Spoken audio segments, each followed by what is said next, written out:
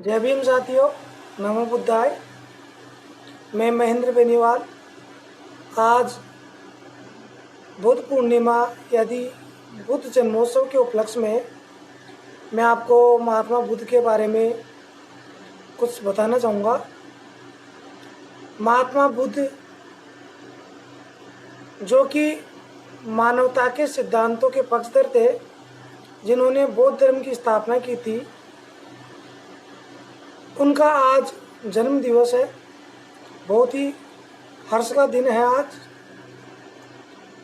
मैं ये बताना चाहता हूँ कि जो बौद्ध धर्म है वह मात्र एक धर्म नहीं है, मात्र धर्म ही नहीं हो करके यह मानवता के सिद्धांतों को संजोए रखने वाला, प्रकृति के जो नियम है उनको बनाए रखने वाला, मानवीय अधिकारों का संरक्षक धर्म है, जिसमें मानवीय सिद्धांतों पर बल दिया जाता है।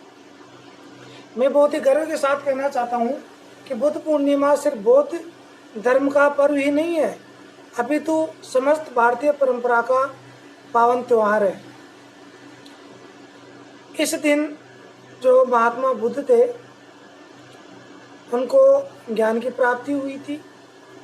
क्योंकि इनको जो ज्ञान की प्राप्ति हुई थी, इन्हें सांसारिक जो मोह माया थी, सांसारिक जो दुख थे, उनसे दूर जाकर के इन्हें कठोर तपस्या करने पर प्राप्ति हुई थी।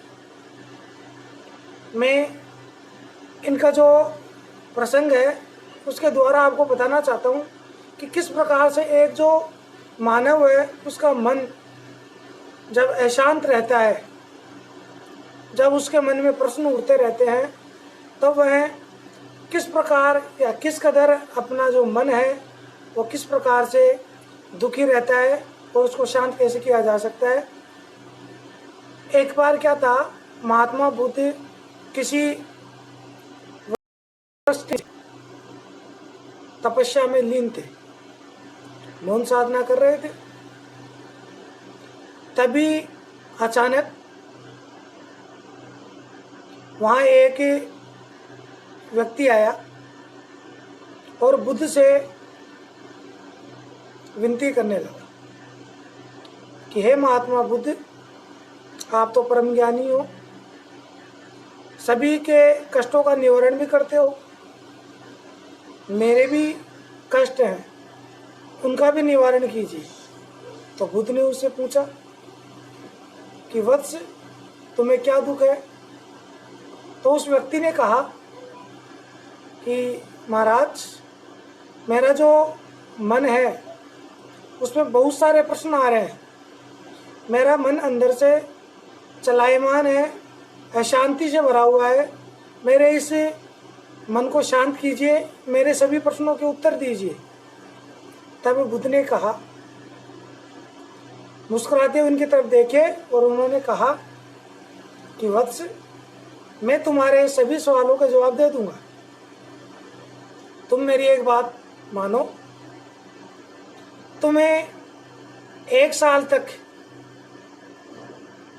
1 वर्ष तक तुम्हें मौन रहना पड़ेगा, तुम्हें मौन व्रत करना पड़ेगा और मौन रह करके तुम्हें तपस्या करनी पड़ेगी, एकांत में बैठ करके तुम्हें तपस्या करनी पड़ेगी।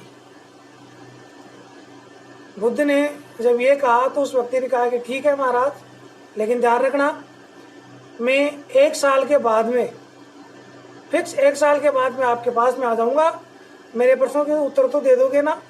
तब बुद्ध ने कहा कि मैं बात का बहुत पक्का हूँ, मैं जो कह देता हूँ वो करके मानता हूँ, तुम्हारे जो सभी प्रश्नों के उत्तर है मैं तुम्हें दे दूंगा।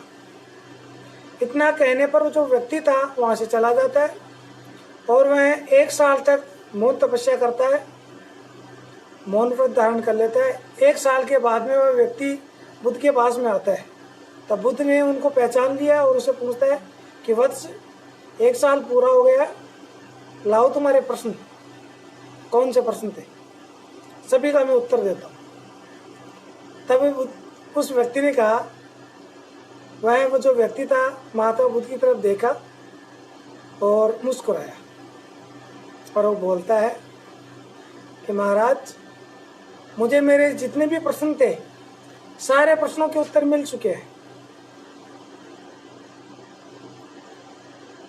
आप मुझे बताइए कि मेरे जो प्रश्न है किस प्रकार से मुझे इनका उत्तर मिला। मेरा मन अब दोलायमान भी नहीं है और जो मेरे जो जितने भी प्रश्न थे सभी के उत्तर मुझे मिल गए हैं। अब मेरे मन में कोई प्रश्न नहीं रह गए। तब बुद्ध ने कहा कि वत्स, ऐसा है, हमारा जो मन है अज्ञानता की वजह से, परिस्थितियों को समझने के अभाव की वजह से हमारे मन में बहुत सारे प्रश्न उठते हैं और स्वाभाविक है प्रश्न जब उठेंगे तो हमारा जो मन है वो चंचल होगा, चलायमान होगा।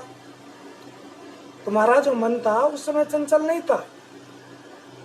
मनुष्य के अंदर एक शक्ति होती है कि वह अपनी उस शक्ति के द्वारा उसके मन में जो भी प्रश्न है, जो शंकाएं हैं, उन सभी का समाधान कर सकता है, बशर्ते वह कुछ समय के लिए मौन रहा हो। तो बुद्ध ने बताया कि जीवन में शांति का यानी कि मौन का बहुत ज़्यादा महत्व है। जब कभी भी मनुष्य को किसी प्रकार की विपत्ति या कोई आपदा या कोई ऐसी परिस्थिति जब घेर ले, जब वह अशांत हो जाए तो वह घबराए नहीं, मौन रह करके उसका निवारण सोचे और मौन रह करके जो निवारण जो सोचा जाएगा वही स्थायी निवारण होगा। तो मैं ऐसे जो बुद्ध महामानव है मैं उनको नमन करता हूँ और मैं आशा करता हूँ कि ये जो प्रेरक प्रसंग है उस प्रेरक प्रसंग के द्वारा आप अपने जीवन में जो समस्याएं हैं उनको मौन रह करके उनका जो निवारण करोगे और महामानव बुद्ध के सिद्धांतों पर चलने की कोशिश करोगे। जय भीम, जय भारत, जय संविधान, नमो बुद्धाय।